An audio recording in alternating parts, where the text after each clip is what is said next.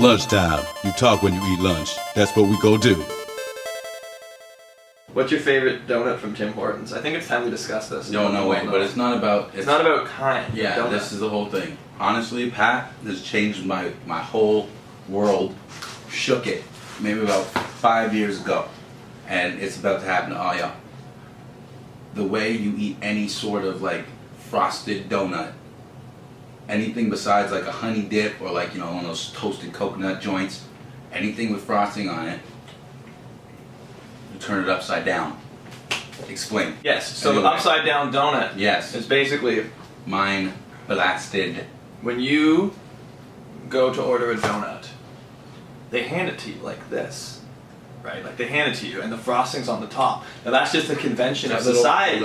Yeah, and also because if you It's put all it in down, your mind. Also, if you put it down when it's resting there, it'll stick to the thing. Yeah, so it's a you know it's there's a reason for it. But what I want you guys to do is next time you get a donut, take it like this from the lady, Flip it.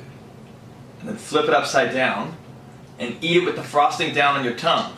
There's two reasons for this. Do you want to explain the first? If it's stuck to the little thing when it was resting there, what is it going to do to the top of your mouth? And the You're second going to wind up getting frosting all stuck on the top of your mouth. That's a chore. talking like a And then- horse. Yeah, exactly. No one wants that. And I mean, let's talk about flavor here, people. Where's your source of flavor? It's your tongue. What do you want to taste first? So- Boring dough or frosting and sprinkles and all that good shit? Yeah, so you get the sprinkles of the frosting hitting your tongue first. Therefore, you can enjoy it. All your taste buds are dancing all at the same time. You can swallow it without having to lick the crap off the roof of your mouth. It's very obvious. This is not like this isn't rocket science. It's just something I've discovered, and I'm generally very blown away that.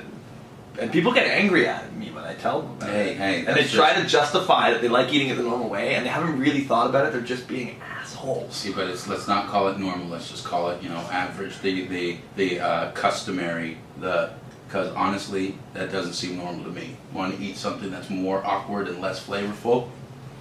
Doesn't seem normal to me. It doesn't at all. Anyway, now you know how to eat a donut. The way we like to eat donuts.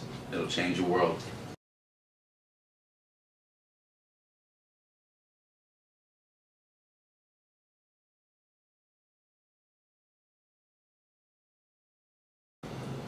Alright. This week in science. Scientists have observed a pair of male brown bears in captivity in Croatia that regularly engaged in oral sex over several years. While the creatures in this case study likely do it for pleasure, their fellatio habits might have started because they were forced to wean too early. A study published online earlier this month in the journal Zoo Biology News isn't shy about the details. The larger bear was always the one who received fellatio.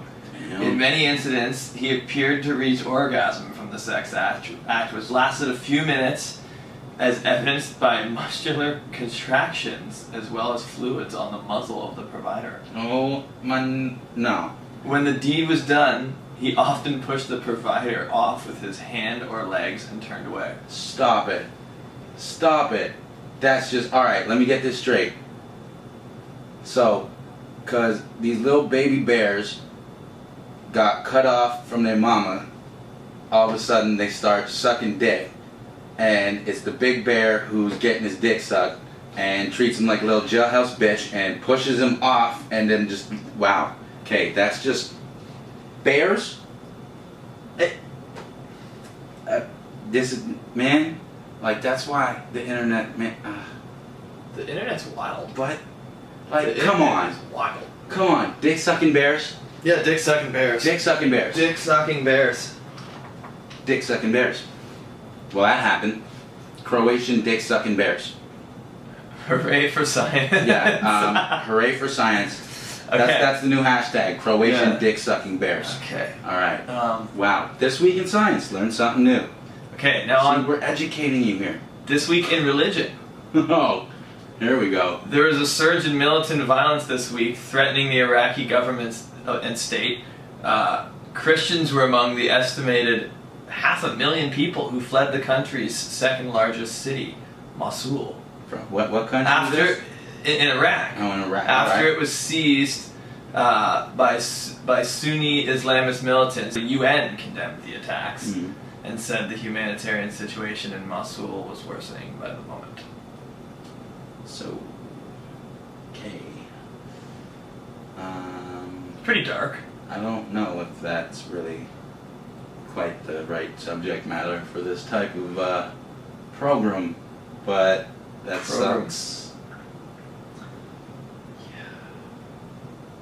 Why can't you guys all just act like the bears? Yeah, like man, just like like Can't we all just get along? or like The just brown bears have done it. like We could do it. Be like the Croatian dick sucking bears.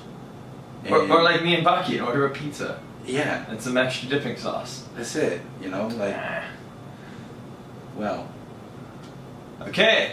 right. That's it for this week on Out to Lunch with Pat and Bucky. Yeah. We'll catch you next time. Hopefully. Peace out. Bucky's coming over to my house. What the hell are we gonna talk We're gonna about? talk about whatever we want to. We made an order and we're out to